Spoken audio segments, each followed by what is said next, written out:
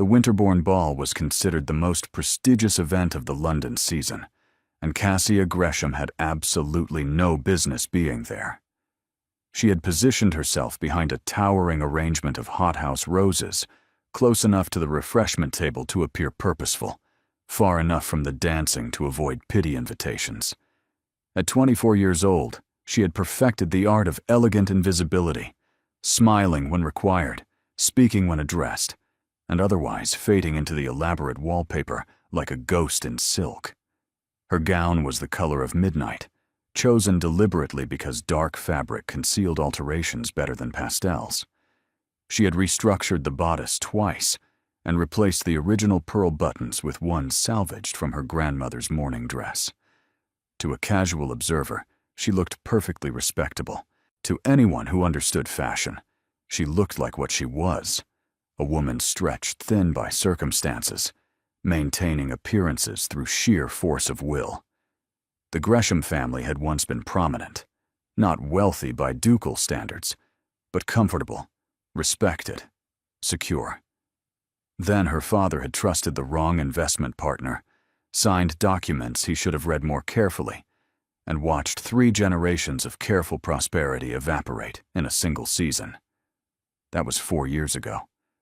They had been sliding downward ever since, selling paintings, dismissing servants, closing off rooms in their country house because they could not afford to heat them. Her mother's health had declined under the strain. Her younger sister Tanith, now 17, faced the horrifying prospect of a debut season with no dowry and a family name increasingly associated with whispered words like unfortunate and reduced. Cassia had spent those 4 years searching for solutions. She had applied for governess positions, only to be told that ladies of her breeding were unsuitable for service. She had considered companion roles, but those required references from families who wanted nothing to do with scandal by association. She had even, in her most desperate moments, contemplated which of her few remaining suitors she could stomach, marrying purely for survival. The answer had been none of them. The men willing to marry a dowry-less woman with a disgraced family name were invariably the sort who saw such circumstances as license to treat a wife however they pleased. So here she stood, at a ball she had only gained entry to through her mother's decades-old friendship with Lady Ashburn, wearing a 4-year-old gown and pretending that everything was perfectly fine. "That one," a voice said from somewhere behind the roses. Clear, aristocratic, utterly certain. Cassia froze, her glass of lemonade halfway to her lips. "I beg your pardon, Your Grace." A second voice, nervous and eager to please. "The dark-haired woman by the flowers. Who is she?" Cassia's heart began to pound. They were discussing her. She should announce her presence, step around the arrangement and acknowledge them directly. But something in the first voice, that tone of assessment and calculation, kept her motionless. "That is Miss Cassia Gresham, Your Grace. Viscount Gresham's eldest daughter. The family has had some difficulties in recent years. Financial troubles, I understand. She came out several seasons ago but never married. Why not? Various theories. Some say she is too particular. Others claim she values her independence. Personally, I believe she simply never found a suitable match before her circumstances changed." There was a pause. Cassia hardly dared breathe. "Is she desperate?" The bluntness of the question made her nearly choke on her lemonade. She set down the glass with trembling fingers. "I would not say desperate, Your Grace, but she must be aware that her options diminish with each passing year. Her sister comes out next season. Without some reversal of fortune, neither of them will make advantageous matches." "Perfect," the first voice declared with evident satisfaction. "She is exactly what I need." Before Cassia could process this alarming statement, a woman swept around the rose arrangement with the unstoppable force of a winter storm. She was perhaps 60, dressed in silver brocade, that probably cost more than the Gresham family's annual household budget. Diamonds glittered at her throat, her ears, her wrists. Her white hair was arranged in an elaborate style that defied both gravity and good sense, and her eyes, sharp as cut glass, assessed Cassia with uncomfortable thoroughness. "Miss Cassia Gresham," the woman announced, not a question. "I am Lucretia Aldridge, Dowager Duchess of Westhaven. I have a proposition for you that will sound entirely mad. I suggest you hear me out before refusing." Cassia blinked at her. Around them, she could see other guests noticing this encounter, heads turning, whispers beginning. "Your Grace," she managed, executing a curtsy despite her shock. "I am honored by your attention, but I cannot imagine what proposition a duchess would have for me." "Can you not?" Lucretia's lips curved into something between a smile and a smirk. "Then let me be direct. Your gloves have been turned at least twice. Your gown, while cleverly altered, is at minimum 3 seasons old. Those garnets at your throat are paste replacements for whatever genuine stones your family has been forced to sell. You are here tonight on borrowed invitation and borrowed pride. And unless something changes dramatically, you will spend the rest of your life watching your family sink further into genteel poverty." The assessment was brutal, accurate, and delivered without malice, which somehow made it worse. "Your Grace, I hardly think—" "I am not finished." Lucretia gestured imperiously toward a small alcove where 2 chairs sat partially screened by potted palms. "Sit with me. What I am about to propose will change your life entirely. You may refuse, of course, but you would be a fool to do so without listening." Every instinct told Cassia to make her excuses and flee. This woman was dangerous in the way that only powerful aristocrats could be. Someone who moved through society, reshaping it according to her whims. But Cassia had spent 4 years being sensible, cautious, and practical. Where had it gotten her? Standing behind roses at a ball she barely belonged at, wearing paste jewelry and praying no one looked too closely. Perhaps it was time to stop being careful. She followed the Dowager Duchess to the alcove. "I have a son," Lucretia began without preamble once they were seated. "Theron Aldridge, Duke of Westhaven. 31 years old, obscenely wealthy, in excellent health, and in possession of one very significant problem. Which is, he refuses to marry, has refused for a decade, despite my introducing him to every suitable woman in England. He finds them all tedious, scheming, or otherwise objectionable." Lucretia's tone suggested she found this both frustrating and faintly amusing. Unfortunately, his late father had rather particular views about family duty. The terms of Theron's inheritance require him to be married by his 32nd birthday, or half the Aldridge estate passes to his cousin Phineas. That seems rather extreme. My husband was an extreme man. He believed marriage would settle Theron, give him purpose beyond his books and his parliamentary reforms. Lucretia's expression carried a shadow that might have been grief, quickly suppressed. He was not wrong, precisely. But Theron has responded to coercion by becoming increasingly stubborn. Cassia was beginning to see where this was going, and it made her stomach clench with something between hope and horror. "Your Grace, surely you are not suggesting—" "Theron's birthday is in 3 weeks, Lucretia interrupted. "He needs to be married. You need money. I am proposing a business arrangement." The words hung between them, stark and impossible. "You want me to marry your son. I want you to marry my son for 1 year. Long enough to satisfy the inheritance requirements and allow us to resolve certain legal complications. After the year concludes, you will receive a quiet annulment and a settlement, generous enough to restore your family's finances entirely, pay for your sister's debut, and provide you with an independent income for life. Cassia stared at her. That is insane. That is practical. Theron needs a wife who will not bore him to tears, who possesses intelligence enough to hold conversation and dignity enough to represent the family appropriately. I have watched you for several weeks now, Miss Gresham.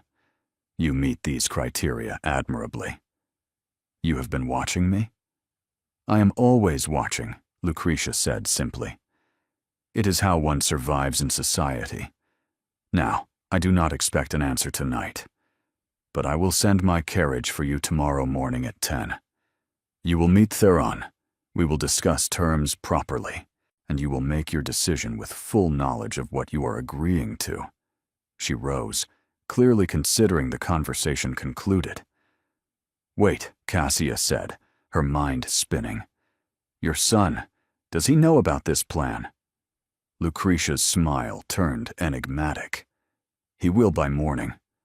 And if he refuses? If he would rather lose half his inheritance than marry a stranger? Then you will have lost nothing but a morning. But I know my son, Miss Gresham.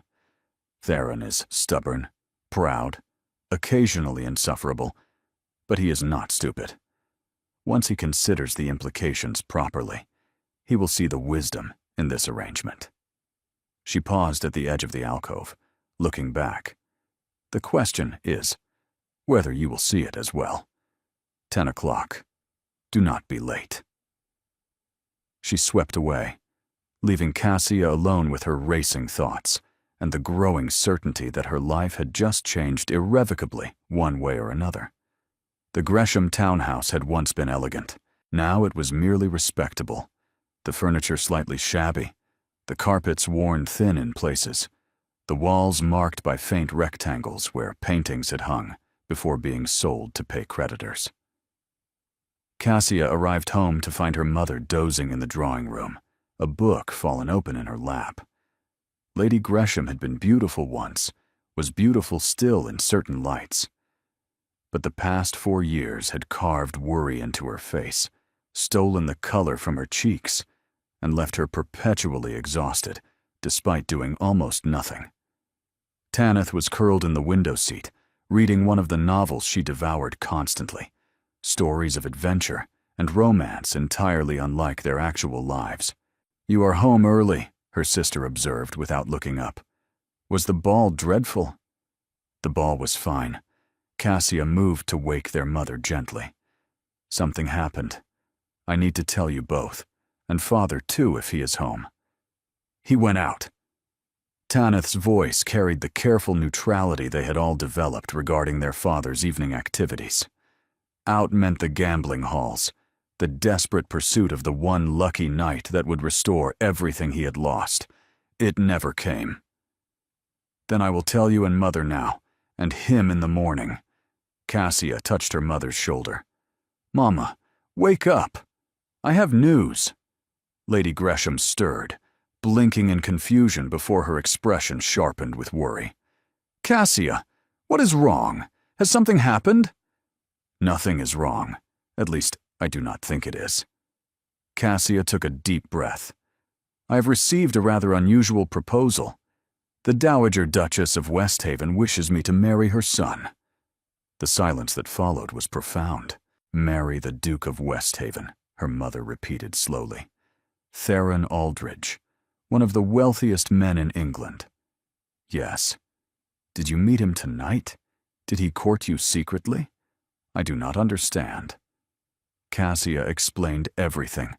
The overheard conversation, Lucretia's proposition, the inheritance deadline, and the offered terms. As she spoke, she watched her mother's expression cycle through disbelief, shock, calculation, and finally something that looked painfully like hope. A contracted marriage, Lady Gresham said when Cassia finished. For 1 year, then an annulment with settlement. Yes, and this settlement would be enough to, she implied it would restore everything. Our debts, Tanith's dowry, an independent income for me, enough to start fresh. Tanith had abandoned her book entirely, staring at Cassia with wide eyes. You would actually do this? Marry a complete stranger? I would marry a man I am about to meet for the first time tomorrow, yes, assuming he agrees, and the terms are acceptable. This is madness, Tanith breathed, but there was no condemnation in her voice, only wonder. Their mother was quiet for a long moment. When she spoke, her voice trembled slightly. Cassia, I never wanted this for you. Any of this. You deserve a proper courtship, a love match, a husband who adores you for yourself. Perhaps I do. Cassia knelt beside her mother's chair, taking her thin hands. But that is not the world we live in. In our world, you cannot afford the medicine Dr. Hartley recommended. Tanith faces a debut season with nothing to recommend her but our tarnished name. Father gambles away what little we have left because he cannot face the destruction he caused. This, Mama, this could fix everything. At what cost to you? 1 year. Cassia squeezed her mother's hands. 1 year of marriage to a man who, by all accounts, is neither cruel nor objectionable, merely reluctant. I have survived 4 years of watching our family crumble. I can survive 12 months as a duchess. Lady Gresham's eyes filled with tears. You are so much braver than I ever was. I learned from watching you hold this family together when everything fell apart. Cassia kissed her mother's forehead. I meet the Duke tomorrow morning. I will know more after that. But I wanted you to understand before I go. That night, Cassia lay awake in her small bedroom, staring at the ceiling and trying to imagine what the Duke of Westhaven would be like. Lucretia had called him stubborn, proud, and occasionally insufferable, hardly a ringing endorsement. But she had also mentioned parliamentary reforms, books, intelligence. Perhaps there was more to Theron Aldridge than aristocratic arrogance. Perhaps she was about to make the most foolish decision of her life. Either way, by this time tomorrow, everything would be different. The thought was terrifying and exhilarating in equal measure. At 10 o'clock precisely, a carriage bearing the Westhaven crest arrived at their door. Cassia took one last look at her family, her mother's anxious face, Tanith's encouraging smile, and stepped into the unknown. Westhaven House dominated its corner of Mayfair like a stone fortress, all imposing columns and towering windows that seemed designed to remind visitors exactly how insignificant they were. Cassia had passed it countless times, but never imagined she would enter its doors, certainly not as a prospective bride. The Dowager Duchess met her in the entrance hall, dressed today in deep plum velvet that made her silver hair gleam. Good. You're punctual. Theron despises lateness. Lucretia took her arm with proprietary familiarity. He knows you are coming, though I cannot say he received the news gracefully. There may have been shouting, possibly a thrown book. That is reassuring, Cassia said faintly. Oh, he has calmed down, mostly. Now remember, he will bluster and protest. Let him. Theron works through his temper verbally. Once he has exhausted his objections, he becomes quite reasonable. And if he remains unreasonable, he will not. I know my son. Lucretia paused outside a set of mahogany doors. He is in the library. Do try not to be intimidated. Dukes are merely men with better tailoring. She pushed open the doors, and Cassia got her first look at Theron Aldridge.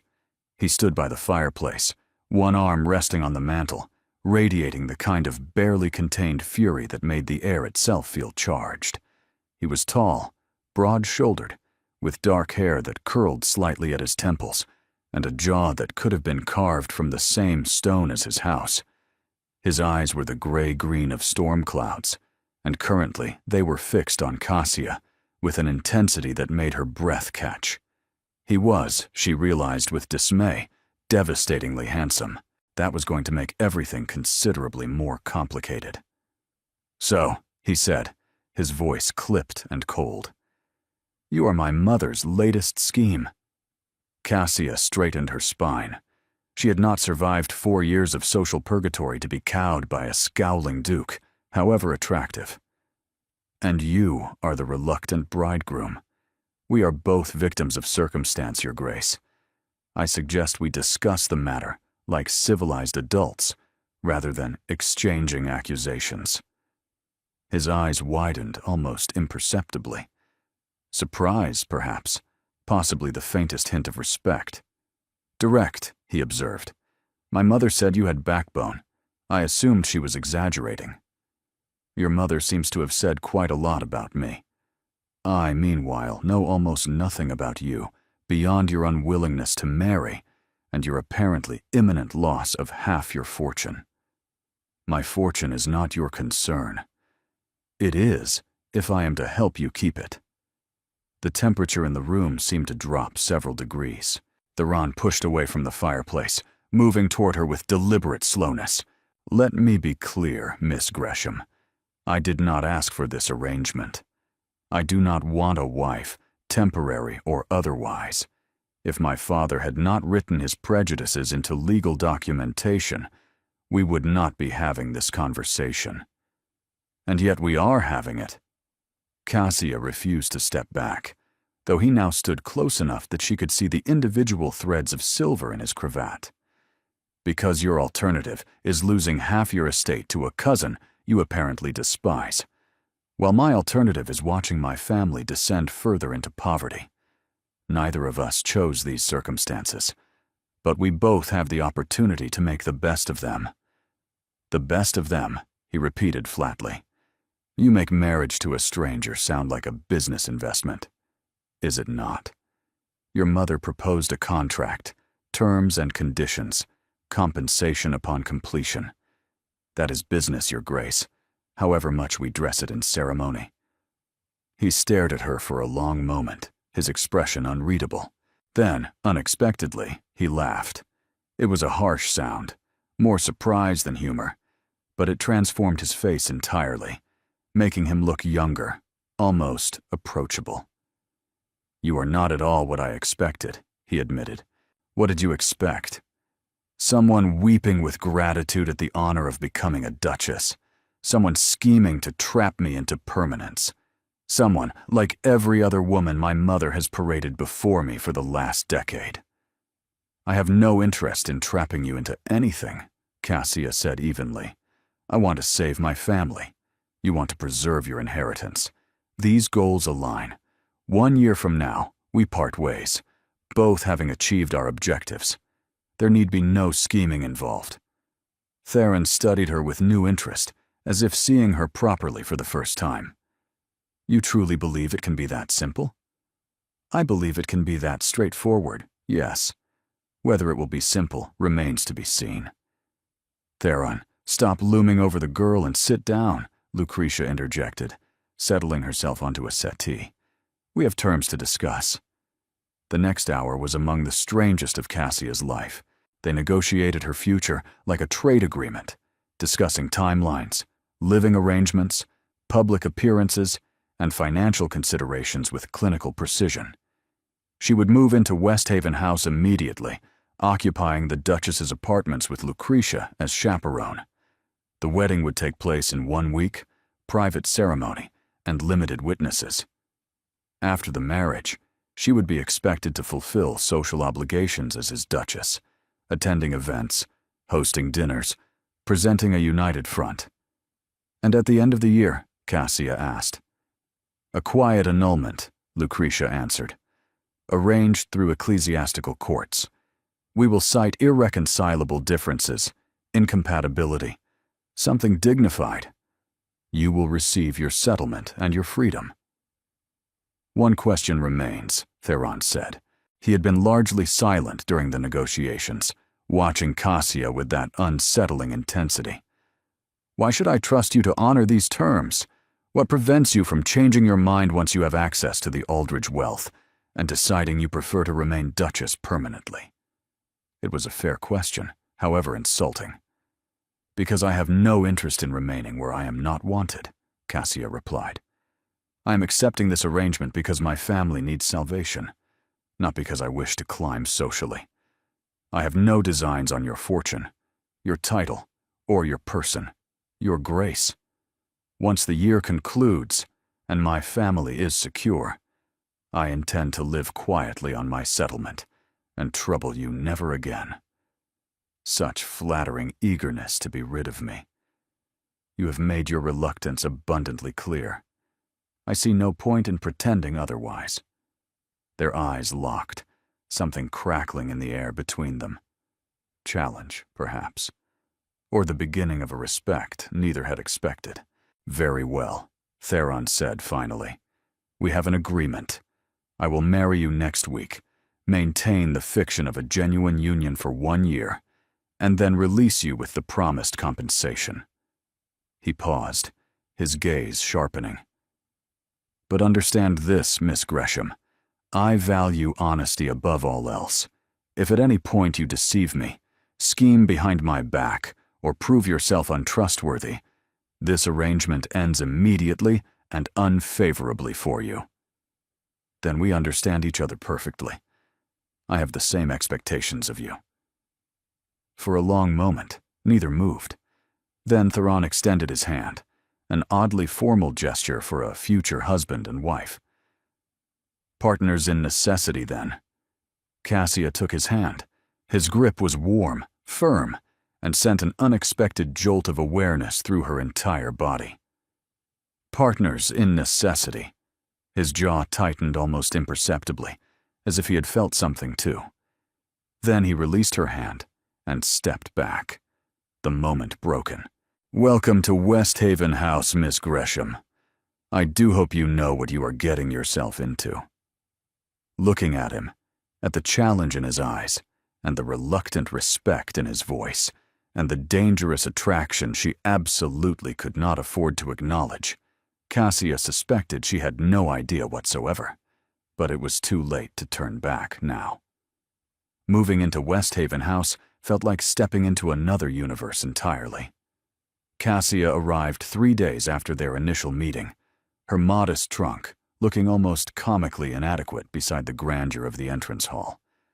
A footman had collected her belongings with an expression of carefully concealed judgment, and the housekeeper, Mrs. Haddock, had escorted her through corridors that seemed to stretch endlessly.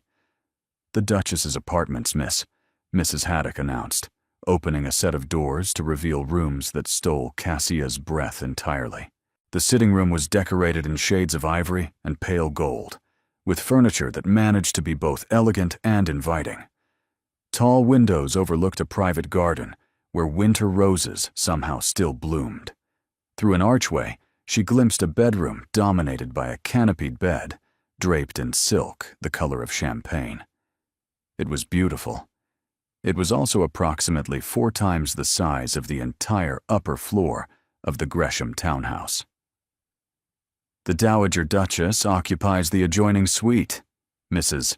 Haddock continued, gesturing toward a connecting door. His Grace's apartments are in the east wing. Breakfast is served in the morning room at 8.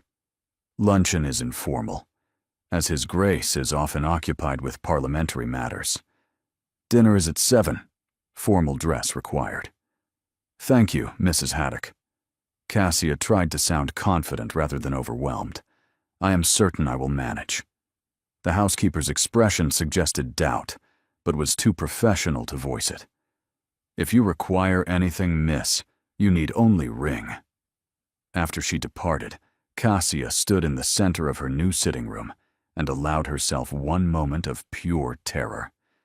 In 4 days, she would marry the Duke of Westhaven.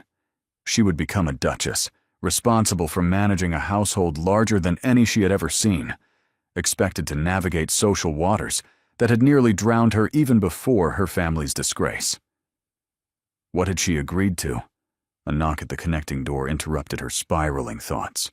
Lucretia swept in without waiting for invitation, dressed in mourning attire that probably cost more than Cassia's entire wardrobe. Settling in. Excellent. We have much to discuss before the wedding. The Dowager Duchess settled into a chair with the air of someone who intended to stay. First wardrobe. What you are currently wearing is adequate for a Viscount's daughter of reduced circumstances. It will not do for the Duchess of Westhaven. I cannot afford. You are not paying. Consider it an investment in the arrangement's success." Lucretia waved away the objection. "Madame Fontaine will arrive this afternoon for measurements. I have already selected appropriate fabrics. You will have a wedding gown and, at minimum, 6 evening dresses, completed before the ceremony." "That is incredibly generous, Your Grace. That is incredibly practical.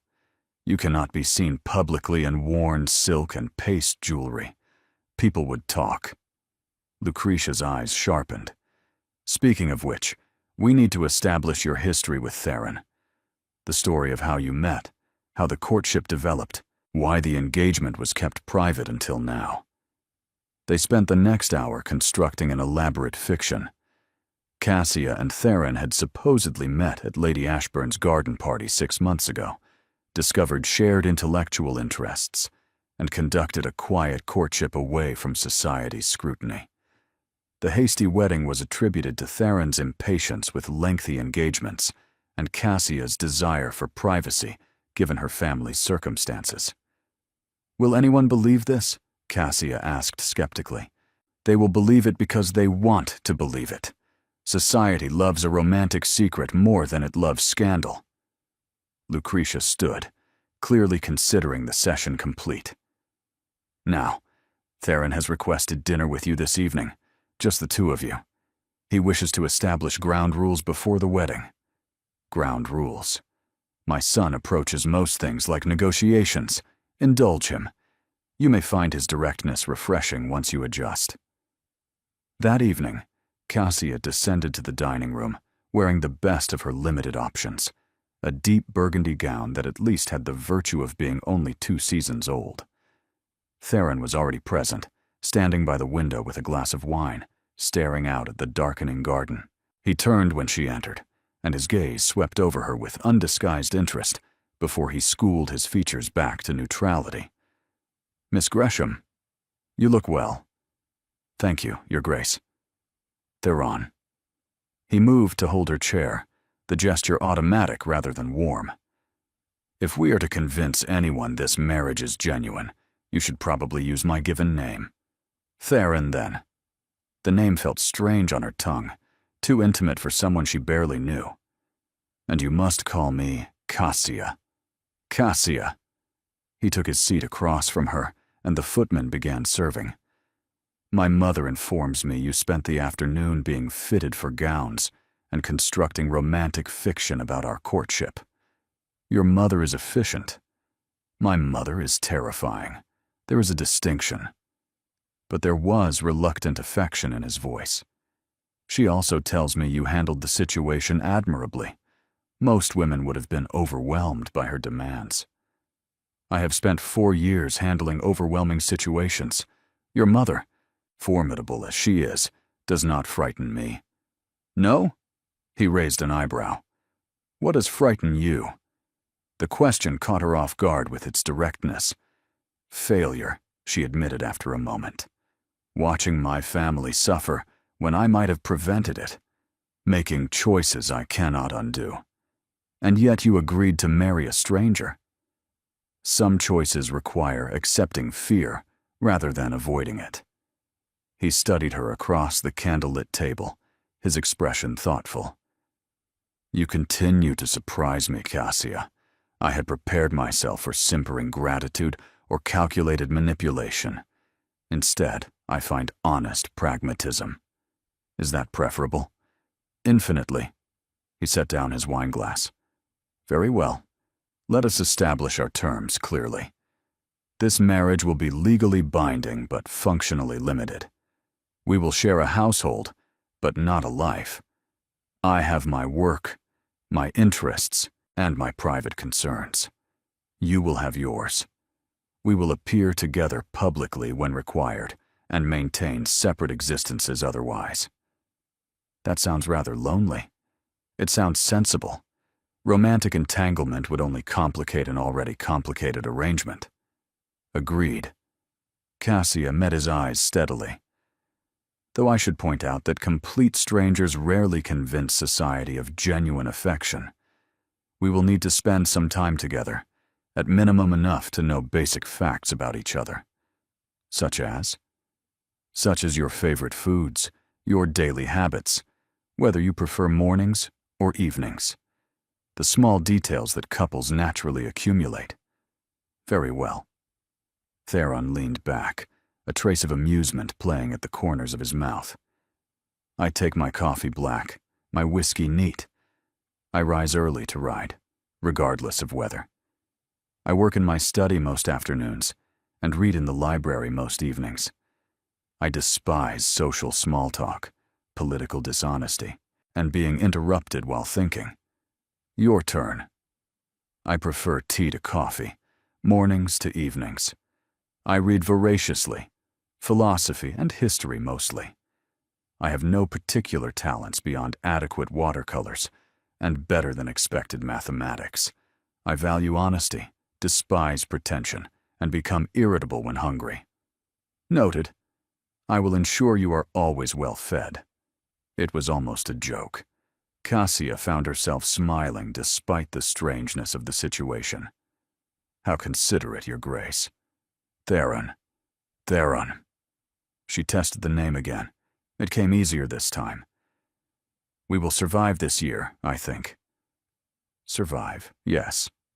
His eyes held hers, and she noticed the way the candlelight caught the green flecks in their gray depths. The question is whether we will survive it intact. Before she could ask what he meant, the next course arrived, and the moment passed.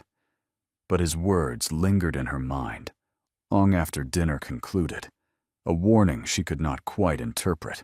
The wedding was a small affair, held in the West Haven House Chapel, with only family and essential witnesses present.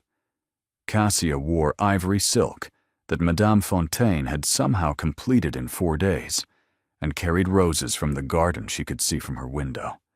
Theron looked like something from a painting, tall and solemn in dark, formal attire, his expression revealing nothing as she walked toward him. When they exchanged vows, his voice was steady, impersonal, reciting words that should have meant everything, and instead felt like reading from a script. The ring he slid onto her finger was a family heirloom, a sapphire surrounded by diamonds that had belonged to his grandmother. It felt heavy, significant, a weight of history she had not earned. I now pronounce you man and wife.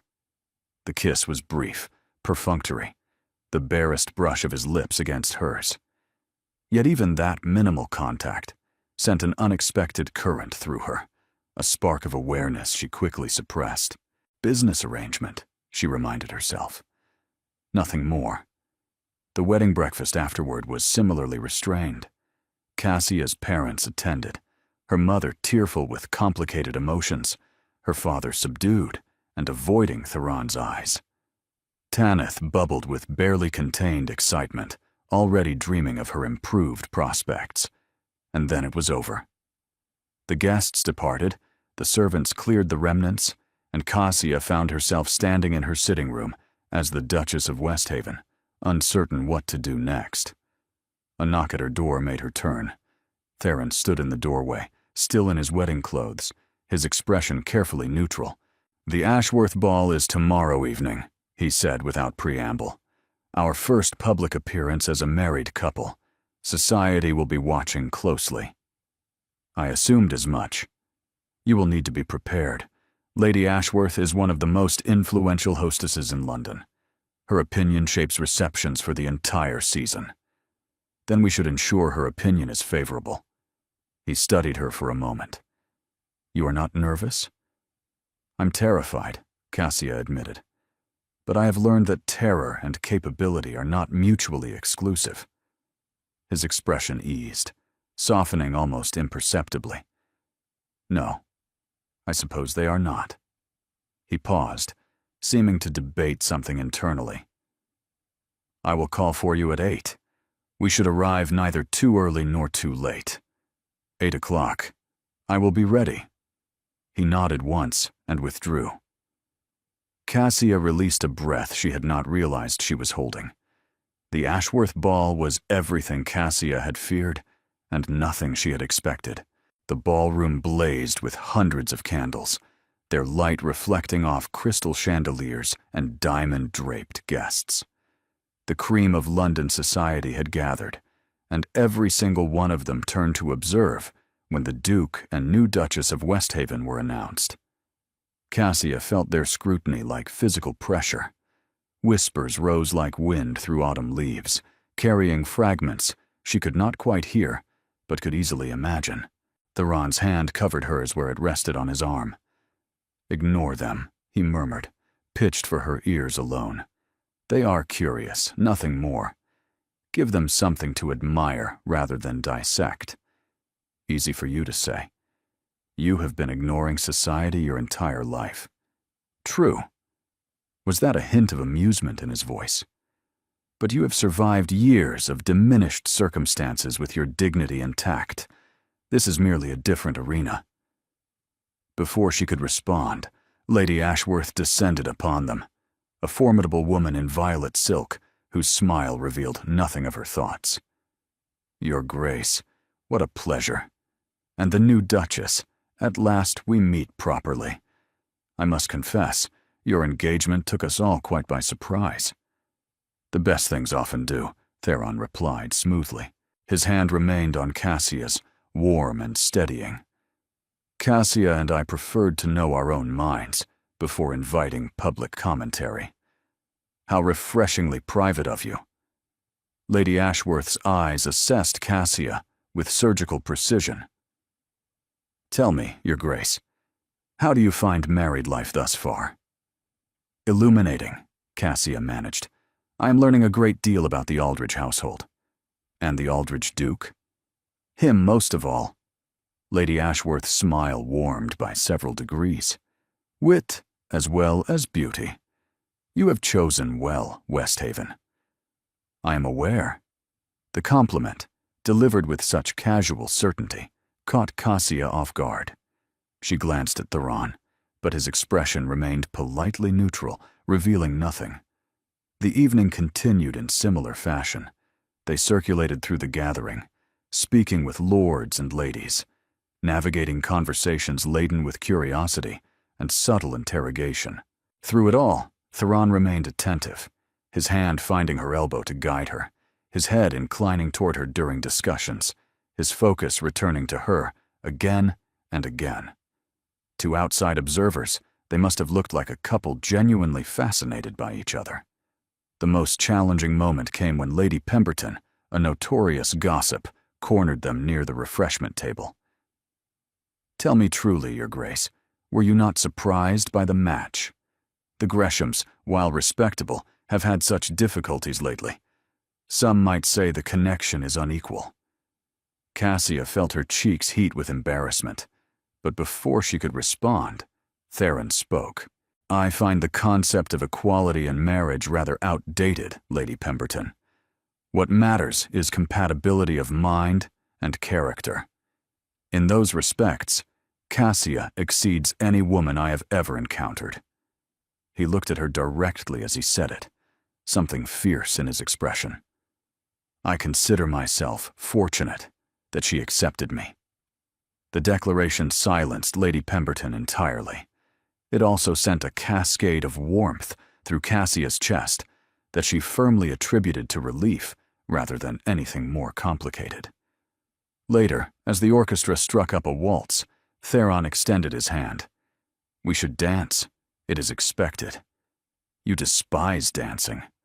"I despise dancing with tedious partners. You, however, might prove tolerable." Such flattery. But she took his hand, and they moved onto the floor together. His arm encircled her waist, drawing her closer than strictly necessary, and they began to move. He was an excellent dancer, which somehow did not surprise her. What surprised her was how natural it felt, following his lead, matching his rhythm, moving together as if they had done this 100 times before. "You are full of contradictions," she observed quietly. "You claim to hate social obligation, Yet you navigated flawlessly. You insisted on emotional distance. Yet you defended me to Lady Pemberton with considerable passion. Lady Pemberton insulted my wife. I responded appropriately. Your temporary wife. His eyes met hers, gray-green and suddenly intense. For the duration of this year, you are my wife in truth. I will not have anyone question your worthiness or my judgment in choosing you. Even though you did not choose me, your mother did. I chose to agree. His hand tightened slightly at her waist. That was my decision, Cassia. Do not diminish it. The music swelled around them, and for a moment, the crowded ballroom seemed to fade. There was only the two of them, moving together, something crackling in the air between them that Cassia could not name and dared not examine. When the dance ended, they stood facing each other, both slightly breathless with more than exertion. I believe that went well, Theron said finally, his voice oddly rough. Yes. Cassia stepped back, needing distance. I believe it did. That night, as she lay in her elaborate bed, in her elaborate room, in her elaborate new life, Cassia stared at the canopy above her and tried to sort through the evening's revelations. Theron had defended her, had danced with her, had looked at her as though she mattered beyond the terms of their contract. It meant nothing, she told herself firmly. They were performing roles, nothing more. But her racing pulse told a different story entirely. The weeks following the Ashworth ball settled into a rhythm that Cassia had not anticipated. They had established rules, boundaries, and separate lives occupying the same magnificent space. But somehow, those boundaries kept blurring. Their separate lives kept intersecting, until Cassia found herself uncertain where the performance ended and reality began. It started with small things. Theron began taking his morning coffee in the breakfast room at precisely the time Cassia arrived for tea, though he claimed it was merely coincidence. She found books appearing on the table beside her favorite library chair, volumes she had mentioned wanting to read during passing conversations. He remembered that she disliked parsnips and ensured they never appeared on their dinner menus. You did not have to do that, she said one evening, 3 weeks into their marriage, after discovering he had instructed the kitchen to always have fresh lemons available for her tea. It was not difficult. That is not the point. He looked up from his correspondence, curiosity replacing his usual reserve. What is the point, then? The point is that you notice small things, preferences I barely mentioned. You notice, and you act accordingly. Is that objectionable? It is confusing. Cassia set down her teacup with more force than intended. We agreed to functional partnership, not whatever this is. I was not aware that consideration for one's wife constituted betrayal of our arrangement. It does not. It simply makes things complicated. Life is complicated. He returned to his letters. I prefer to make my circumstances as comfortable as possible. Your comfort contributes to mine. The logic is sound. But logic did not explain the way he looked at her sometimes when he thought she was not watching. Did not explain why he had begun spending more evenings in the library, reading in the chair adjacent to hers, rather than in his private study. Did not explain the warmth that spread through her chest whenever she heard his footsteps approaching. Lucretia, naturally, noticed everything. You have stopped treating each other like wary strangers, she observed during one of their afternoon tea sessions. It is rather remarkable progress for 6 weeks. We are simply adjusting to shared circumstances. Is that what you are calling it? The Dowager Duchess smiled knowingly. I've been watching my son for 31 years, Cassia. I have never seen him rearrange his entire schedule to be present for meals with someone. I have never seen him discuss parliamentary reform over breakfast or debate philosophical questions over dinner. He is interested in you. He's interested in maintaining a convincing fiction. If you say so, dear. Cassia wanted to argue further, but found she could not. Because the truth was, she was interested too. More than interested. Somewhere between their morning debates and evening silences, between defending each other at social gatherings and exchanging small kindnesses, she had developed feelings for Theron Aldridge that had no place in a contractual arrangement. She found herself watching him during dinner, noting the way firelight played across his features, the rare smile that transformed his stern face into something almost boyish. She listened for his footsteps in the corridor, felt her pulse quicken when he entered a room. At night, she lay awake, remembering the pressure of his hand at her waist, the intensity in his eyes, when he had called her his wife without qualification. This was dangerous. She knew it was dangerous, but knowing did nothing to prevent it. 6 weeks into the marriage, they attended the Whitmore Music Hall together. It was a smaller gathering than the Ashworth Ball, more intimate, with guests arranged in close proximity for the performance. They sat beside each other on a small settee, pressed together by the confined space. Throughout the music, Cassia was acutely aware of Theron's warmth against her side, the brush of his sleeve against hers, the scent of him, cedar and something darker, something distinctly his. During a particularly moving sonata, his hand found hers in the dim light. It might have been accidental, a casual gesture without meaning, but his fingers interlaced with hers and stayed there, held gently but deliberately until the music concluded. Neither of them acknowledged it afterward, but something fundamental had transformed between them, some final barrier beginning to crumble. That night, Theron walked her to her rooms as had become their custom. They stood in her doorway, the corridor silent around them, and he looked at her with an expression she could not interpret. "Cassia," he said quietly, "I find myself in an unexpected position. Which is? I am beginning to forget that this arrangement has an expiration." Her heart stuttered. "Theron, I know." He raised a hand, stopping whatever she might have said. "I know we agreed to boundaries. I know this complicates everything, but I cannot continue pretending that you are simply a contractual obligation when you have become considerably more." "What are you saying?" He stepped closer, close enough that she could see the conflict in his eyes, the battle between caution and something far more reckless. "I am saying that I think of you constantly, that I have restructured my entire existence around moments with you, that when we return from social engagements, the only thing I want is to continue our conversation, to hear your thoughts, to simply be in your presence." His voice dropped. "I am saying that I no longer wish this to be temporary." Cassia could not breathe. "We agreed. Agreements can be renegotiated. This is not a parliamentary bill, Theron. This is our lives. Precisely why it matters." He raised a hand, not quite touching her face, hovering millimeters away. "Tell me you feel nothing. Tell me these weeks have meant nothing to you. If you can say that honestly, I will respect our original terms and never raise this subject again." She should say it.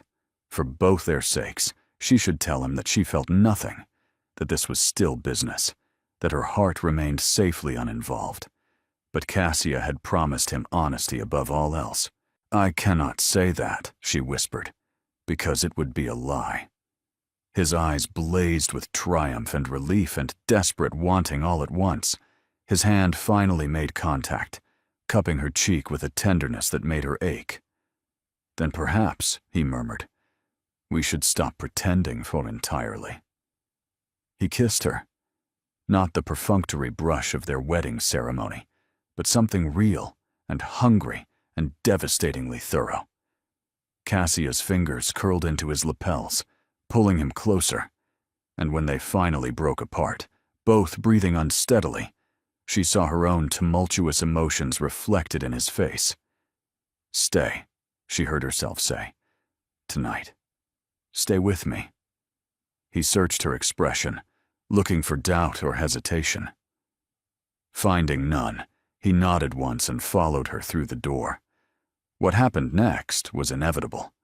Perhaps had been inevitable since the moment she took his hand in his mother's drawing room. They came together with an urgency that surprised them both, tenderness and passion intertwined.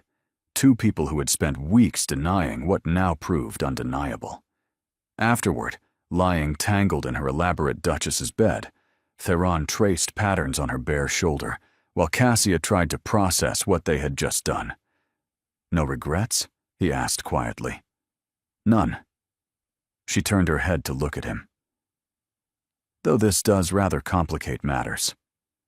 Matters were already complicated. His lips curved. Now they are simply complicated in a more interesting direction. What happens now? Now we stop pretending this is temporary. He pressed a kiss to her forehead. Now we build something real. It sounded wonderful. It sounded terrifying.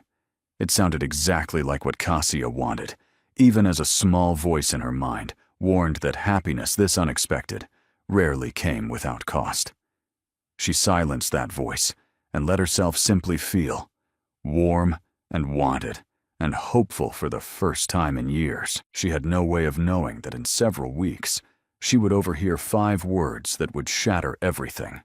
3 weeks after the night everything changed, Cassia woke to violent nausea. She barely made it to the wash basin before losing the contents of her stomach, her body convulsing with waves of sickness that left her trembling and weak. When it finally passed, she sat on the cold floor of her dressing room, her mind racing through possibilities she had been deliberately avoiding. Her courses were late, nearly 4 weeks late, which she had attributed to stress, to the upheaval of her new life, to anything other than the obvious explanation. But combined with the nausea, the exhaustion that had plagued her recently, the strange sensitivity to certain foods, the obvious explanation became impossible to ignore. She was pregnant. Cassia pressed her hands to her still flat stomach, terror and wonder warring within her. A child.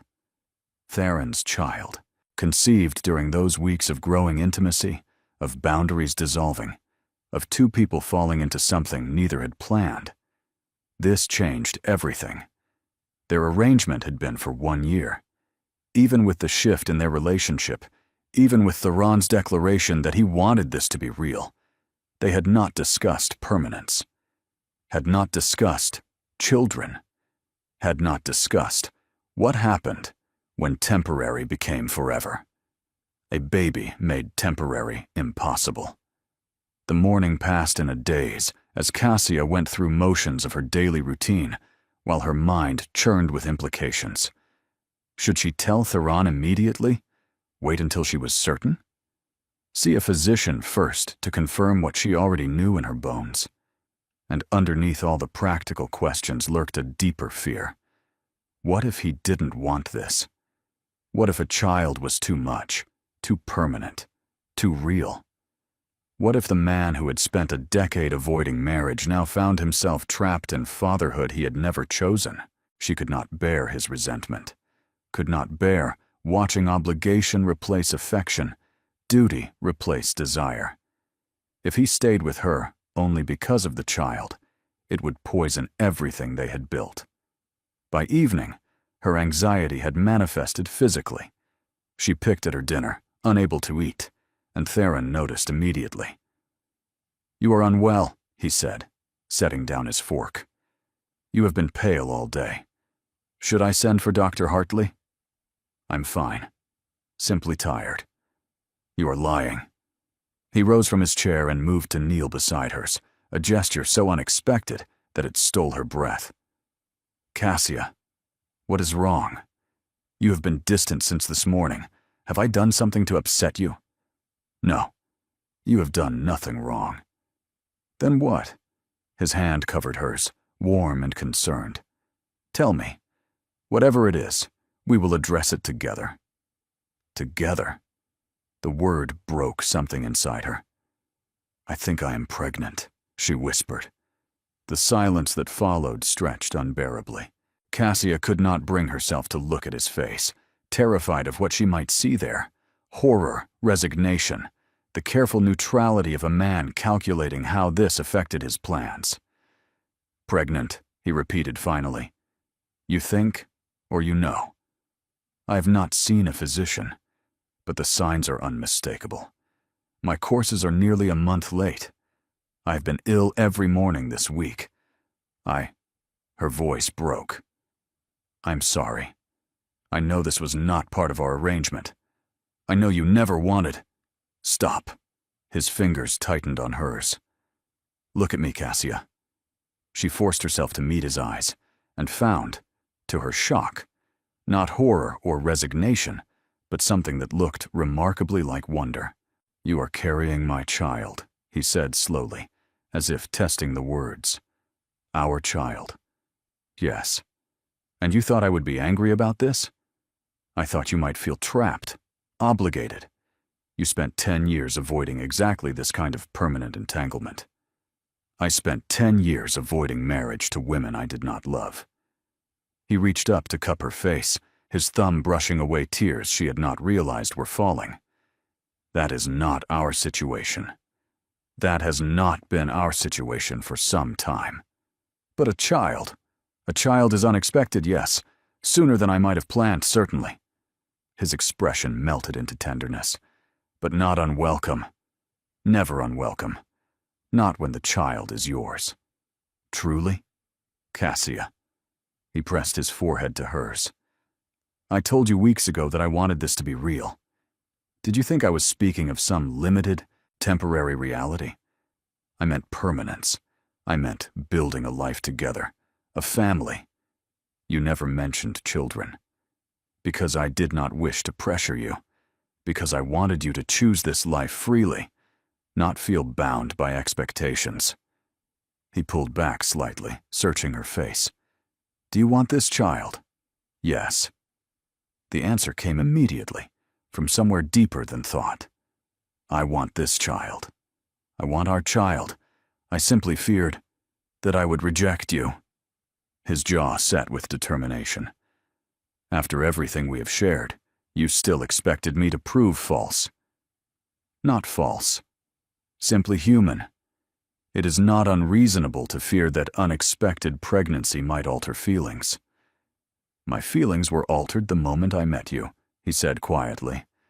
"Everything since has been merely accepting the inevitable. A child does not change that. A child simply gives us another reason to build something lasting."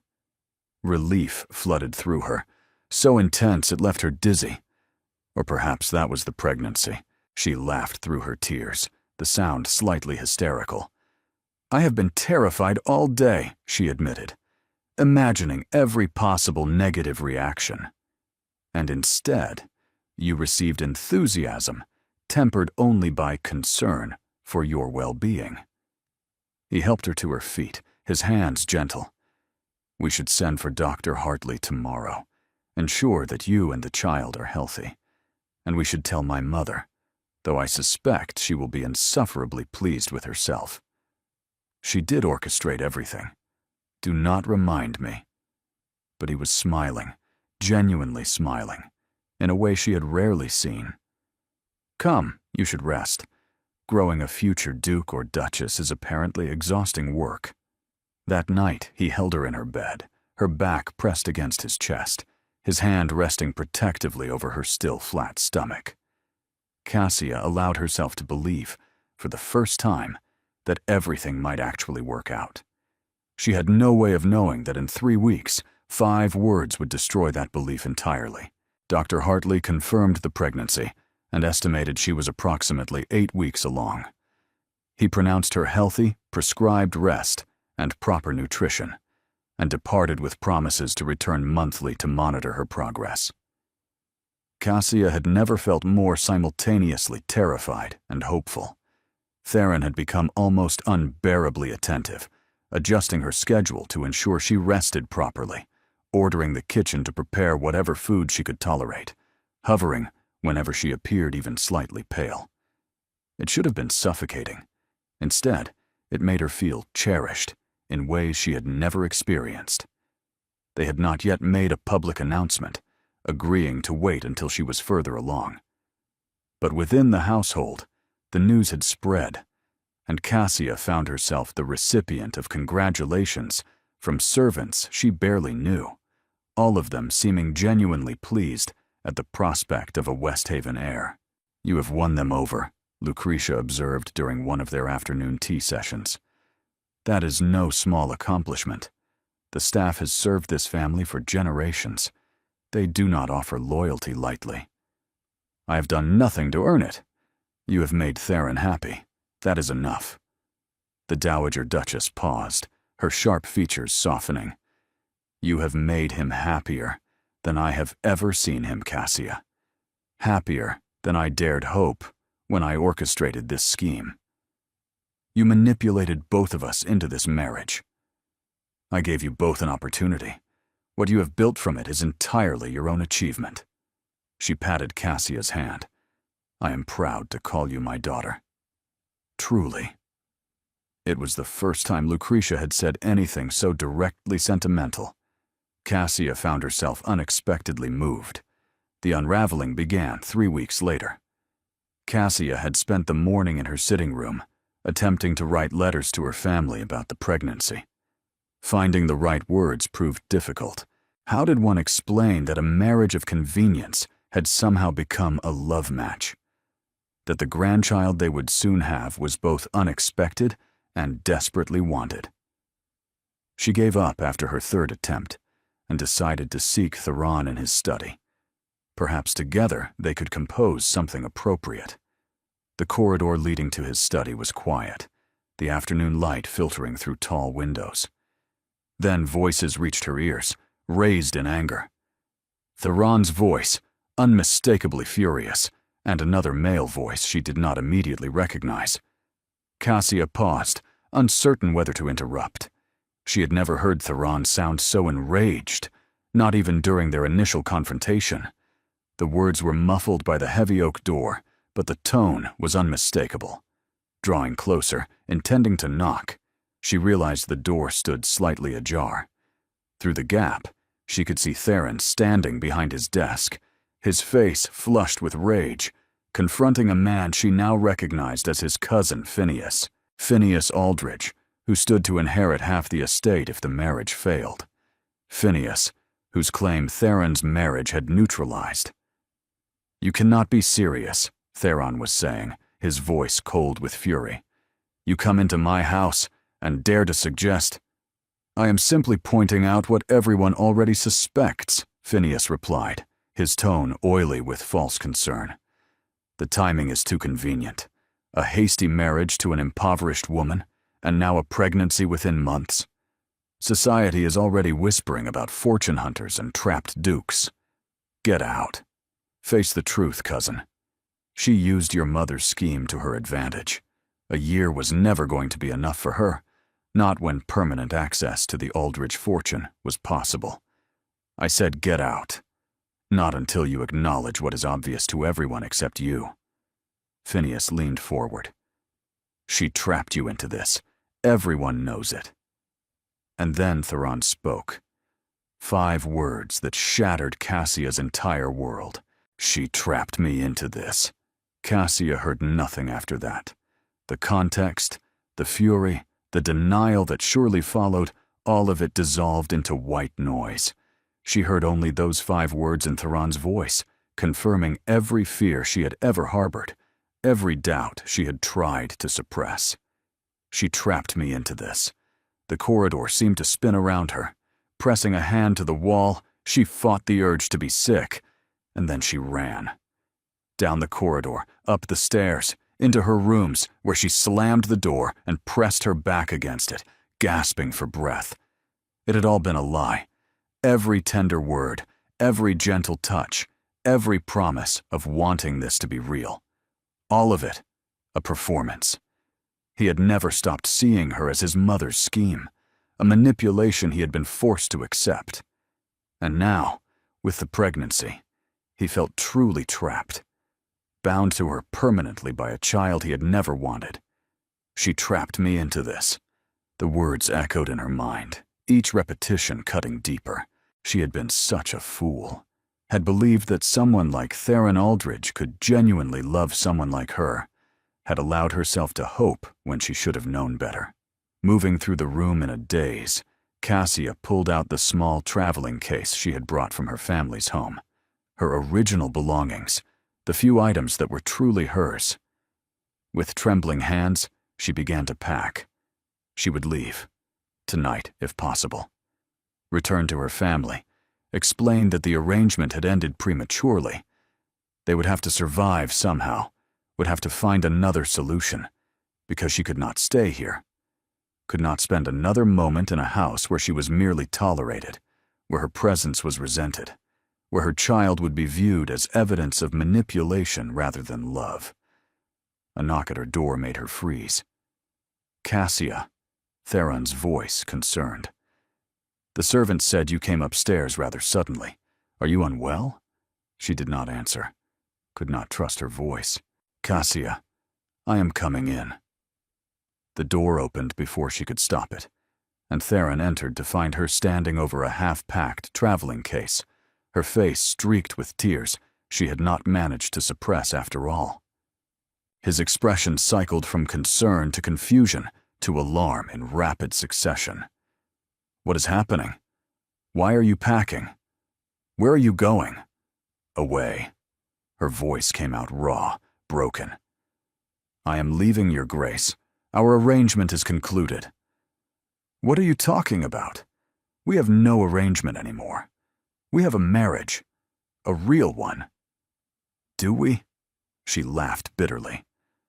That is not what I heard you telling your cousin. His face went pale. You heard. I heard everything I needed to hear. She turned away from him, unable to bear the sight of his face. 5 words, Theron. That was all it took to reveal the truth of what I am to you. Cassia, whatever you think you heard, she trapped me into this. She repeated his words back to him, each one poison on her tongue. Your exact words. I heard them clearly enough. You heard them without context. He moved toward her, but she stepped back, putting the bed between them. Cassia, listen to me. Phineas came here spewing accusations, claiming that you deliberately engineered the pregnancy to secure your position. I was repeating his words back to him in disgust before telling him exactly how wrong he was. How convenient. It is the truth. Is it? Or is that simply the explanation that preserves our arrangement until you no longer need me? She pressed her hands to her stomach, protective even now. I will not raise my child in a house where they are viewed as evidence of manipulation. I will not spend years watching you resent us both. I do not resent you. I love you. Then why did you say those words? I did not say them as my own belief. I was quoting Phineas, throwing his accusation back in his face. Theron ran his hands through his hair in obvious frustration. If you had heard the full conversation, you would have heard me telling him that marrying you was the best decision I have ever made. That this child is wanted and loved. That if he ever spoke ill of you or our family again, I would destroy him socially and financially. Cassia wanted desperately to believe him, but the wounds were too fresh, the fear too deeply embedded. I cannot trust this, she whispered. I cannot trust any of it. How do I know you are not simply saying what I need to hear to maintain the fiction? Because I have never lied to you. Not once. He stepped around the bed, slowly, carefully, as if approaching a frightened animal.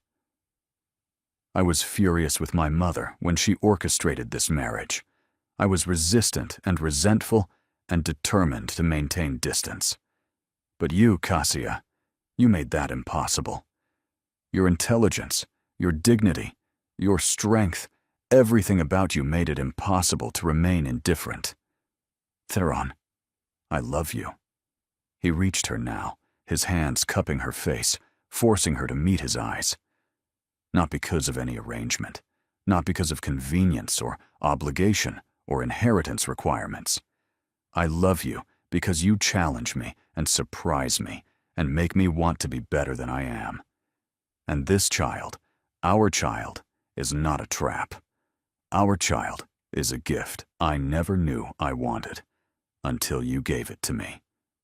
She searched his face, looking for deception, for performance, for any sign that this was simply another layer of the fiction they had built. She found only raw, desperate honesty. "I heard you say those words," she said, her voice breaking. "And it confirmed every fear I have carried since your mother first approached me. That I am not good enough, that I am merely convenient, that someone like you could never truly love someone like me. Then let me spend the rest of my life proving those fears wrong." He pressed his forehead to hers. "Do not leave, Cassia. Do not take away my chance to show you what you mean to me, what you have always meant to me. I do not know if I can trust this. Then let me earn your trust again, however long it takes, whatever it requires." His thumbs brushed away her tears. "Just do not leave. Please." The pleas undid her. Theron Aldridge did not beg, did not plead. He commanded and directed and expected obedience. For him to ask, to actually ask, meant more than all his declarations combined. "I am terrified," she admitted. "So am I. I am terrified of losing you, of having found something this precious only to destroy it through someone else's poison." His voice roughened. Phineas wanted exactly this. He wanted to drive a wedge between us, to make you doubt me, to destroy our marriage so he could claim what he believes is rightfully his. Do not let him win, Cassia. Do not give him that power over us. She closed her eyes, feeling his warmth, his solidity, his desperate grip on her face. And she made a choice. "I will stay," she whispered. "But you must promise me something. Anything. Promise me that when doubts arise, when fears surface, we will speak to each other directly. No assumptions, no conclusions drawn from overheard fragments. We address things together. I promise." He kissed her forehead, her cheeks, her lips. "I promise, Cassia. Always together. Never apart." She collapsed against him, exhaustion and relief flooding through her in equal measure. His arms wrapped around her, holding her tight. And for long minutes they simply stood there, two people who had nearly lost everything finding their way back. "I love you," she said finally, the words muffled against his chest. "I know." She felt him smile against her hair. "I love you too, more than I have words to express." The weeks following the crisis became a period of rebuilding and revelation. Theron made good on his promise to earn her trust, demonstrating his devotion in ways both grand and subtle. He arranged for Phineas to be cut off entirely from family social circles, ensuring that the man who had nearly destroyed their marriage suffered consequences for his malice. He introduced Cassia to his solicitors, giving her full access to financial records and legal documents, proving that she was his partner in every sense. But it was the small gestures that mattered most. He began leaving her notes, short messages tucked under her pillow or beside her breakfast plate. Simple declarations. "Thinking of you. Tonight cannot come soon enough. You make every day brighter." They were so unlike his usual reserve that Cassia treasured each one, pressing them into a book she kept by her bedside. He attended every physician's visit, holding her hand while Dr. Hartley examined her, asking detailed questions about her health and the baby's development. When she suffered from morning sickness, he held her hair and brought her water and refused to leave her side, despite her protests that she was perfectly capable of being ill without assistance. "You are carrying our child," he said simply. "There is nowhere else I would rather be." The pregnancy progressed smoothly. By the 4th month, she had begun to show, a gentle swell beneath her gowns that Theron found endlessly fascinating. He would rest his hand there while they read together in the library, feeling for movement, his expression soft with wonder whenever the baby stirred. "I cannot quite believe this is real," he admitted one evening, "that in a few months we will have a child. An actual small person we are responsible for raising. Terrifying, is it not? Terrifying. And wonderful." He pressed a kiss to her temple. "I never imagined wanting this, never imagined being capable of it. My father was distant, cold, more concerned with duty than affection. I assumed I would be the same. You will be nothing like that. How can you be certain?" "Because you care." She turned to face him. "Because you notice when I am tired, or anxious, or sad. Because you have spent months proving that you are capable of tenderness, even when it does not come naturally. That man will be an excellent father." His expression revealed vulnerability mingled with determination. "I want to do this properly. Not the arrangement we originally agreed to. I want a real marriage, publicly acknowledged, with vows we actually mean. We already exchanged vows. We exchanged contractual agreements dressed in ceremonial language. I want to stand before you and promise forever, knowing that I mean it. I want there to be no question, for either of us, that this is permanent. Are you proposing to me? We are already married. Then I am proposing that we renew our commitment, properly this time." He took her hands in his. "Marry me again, Cassia. Not because we have to, but because we want to. Because we choose each other freely, without manipulation or obligation, or any reason except love." Tears pricked at her eyes. "Yes. Of course, yes." They held the ceremony in the West Haven House Chapel, the same space where they had first exchanged vows 4 months earlier. But everything else was different. This time, Cassia walked toward Theron without fear or reservation. She saw his face, open and unguarded, tears actually glistening in his eyes as she approached. He had never looked more beautiful. This time, when they spoke their vows, the words resonated with truth. "I take you as my wife," Theron said, his voice steady despite the emotion in his eyes. "Not because circumstance demanded it, but because life without you is no life at all. I promise to cherish you, to challenge you, to be honest with you, even when honesty is difficult. I promise to be a partner in all things, to raise our children with love and integrity, and to spend every day proving that you were right, to trust me with your heart." Cassia had to pause before she could respond, her throat tight with feeling. "I take you as my husband," she finally managed. "Not as salvation from difficulty, but as the person who makes every difficulty worthwhile. I promise to be honest with you, to communicate openly, to never again flee from fear without first seeking understanding. I promise to build a family with you, to laugh with you and argue with you, and grow old with you. I promise to love you, completely and without reservation, for all the days of my life." When they kissed, it was with the full weight of everything they had overcome. The congregation was small, only family and trusted friends, but the applause felt enormous. Lucretia, naturally, was insufferably pleased with herself. "I told you from the beginning that you were perfect for each other," she declared at the celebration afterward. "Though I admit the journey was rather more dramatic than I anticipated. Mother, you manipulated both of us into a false engagement and nearly destroyed everything through your meddling. Details." She waved a hand dismissively. "The outcome is what matters.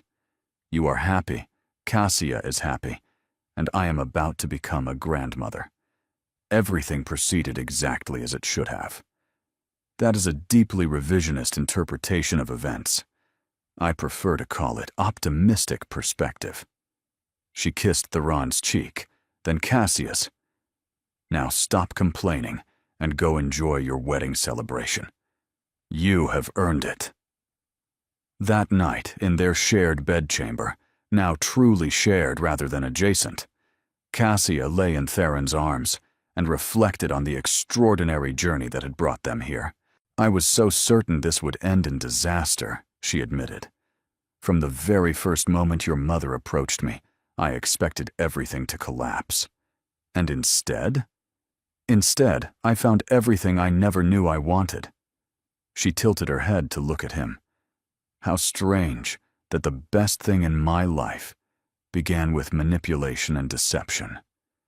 Perhaps the best things sometimes require unconventional beginnings. He tightened his arms around her. I would not change any of it.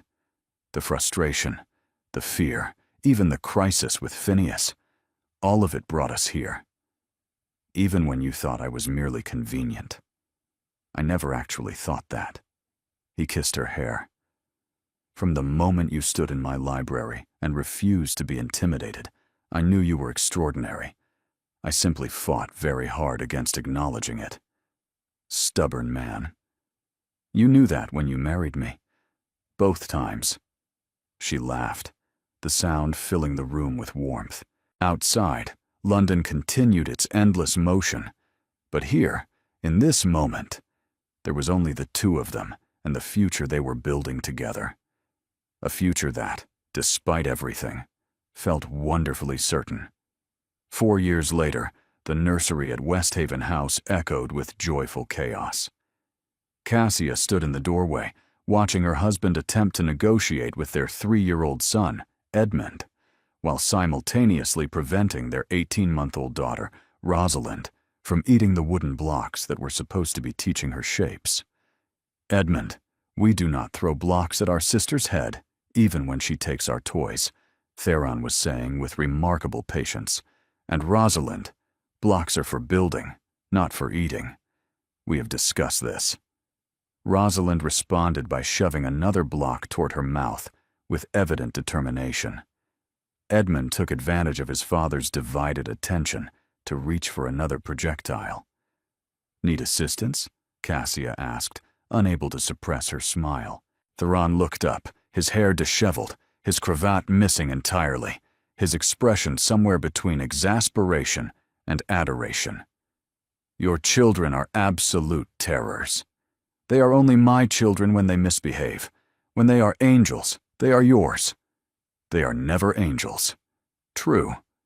She entered the room, scooped up Rosalind before another block could meet its fate, and handed a substitute toy to Edmund that seemed to satisfy his need for throwing things.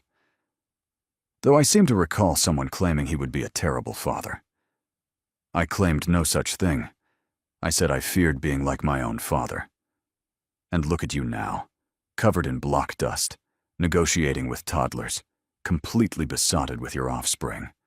I am a duke. I am not besotted.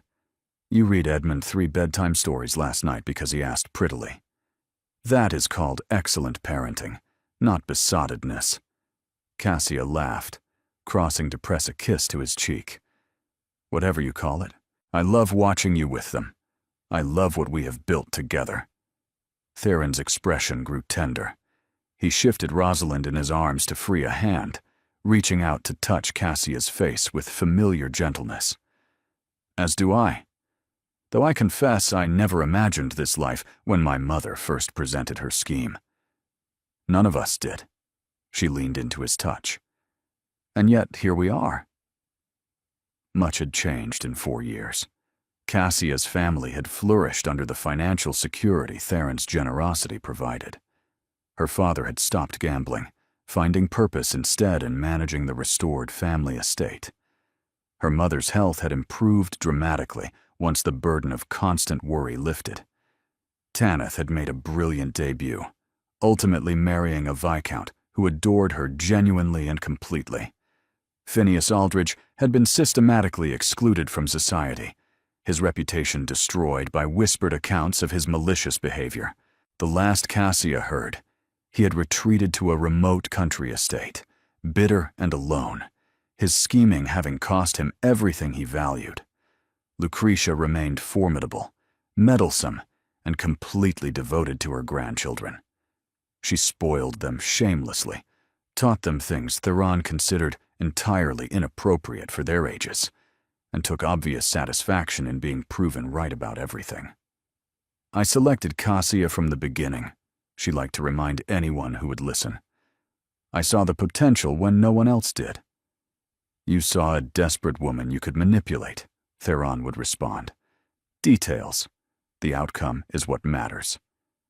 The marriage, forged in deception and tested by crisis, had become the solid foundation of their lives. Cassia and Theron had built something genuine from unlikely beginnings, a partnership based on honesty, communication, and the kind of love that deepened rather than diminished with time.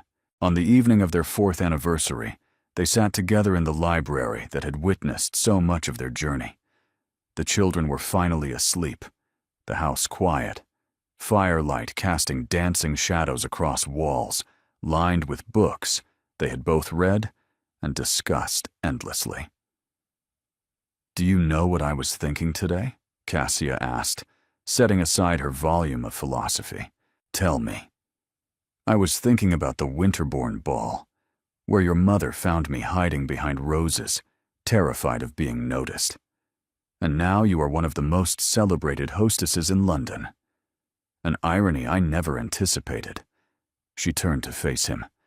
"I was thinking about how frightened I was, how certain that accepting your mother's proposition would lead to disaster. It nearly did. But it did not. Instead, it led to this." She gestured at the room around them, the home they shared, the life they had built. "To you, to Edmund and Rosalind, to a future I never dared imagine." Theron set aside his own book and pulled her closer, settling her against his side. "I think about it too, how close we came to losing everything because of overheard words and assumptions. We learned from it. We did. Though I confess I still want to throttle Phineas every time I think about what he tried to do. He destroyed himself. That is punishment enough.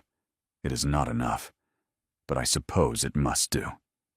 They sat in comfortable silence, watching the fire crackle and pop. Outside, London hummed with its eternal energy, but here was only peace. "I love you," Cassia said finally. "Have I mentioned that recently?"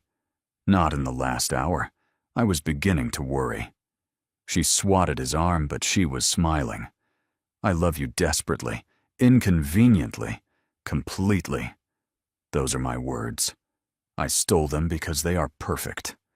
She tilted her head up to look at him. "Thank you, Theron." "For what?" "For agreeing to your mother's scheme despite your resistance, for letting me into your life, for fighting for us when I was ready to flee, for being a better man than you believed yourself capable of being." She touched his face. "For giving me everything I never knew I needed." He turned his head to press a kiss to her palm. "You give me far too much credit. I spent the first months of our acquaintance being stubborn and difficult. You were also honest and loyal and unexpectedly tender. The stubbornness I could work with." "How reassuring." They fell into laughter, the easy humor of two people who knew each other completely and loved each other anyway. When the laughter faded, Theron pulled her closer still, wrapping his arms around her with the familiar security she had come to treasure. "I would not change any of it," he said quietly. "The manipulation, the deception, the fear, the crisis, all of it brought us here, to this life, this family, this love, and this is exactly where I want to be." Cassia closed her eyes, breathing in the scent of him, feeling the steady beat of his heart beneath her cheek. She thought about the woman she had been 4 years ago, hiding behind roses, afraid of being seen. That woman seemed like a stranger now. "Do you know what Edmund asked me this morning?" she said. "I am almost afraid to hear." He asked why we love each other so much. What did you tell him?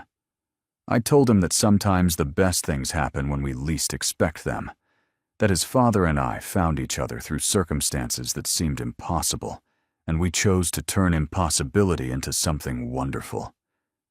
That is a rather sophisticated answer for a 3-year-old. He seemed satisfied. Then he asked for more breakfast. Theron laughed again, the sound warming her heart. Our son has his priorities straight. He gets that from you. They remained there as the fire burned low, 2 people who had found each other through manipulation and discovered love through honesty. Their story had begun with a lie whispered at a ball and 5 words overheard through a door. It had become a truth worth fighting for. And Cassia knew, with absolute certainty, that she would not change a single ridiculous, improbable, wonderful moment of it. Thank you for listening until the very end of this journey. If this story made you laugh, cry, or believe in love all over again, please show your support by liking, commenting, subscribing, and sharing it with fellow lovers of romantic tales. Your support means the world and keeps our storytelling corner alive. Stay tuned. Another emotional story awaits you. Click, listen, and let your heart be swept away once more. From the bottom of our hearts, thank you for being here.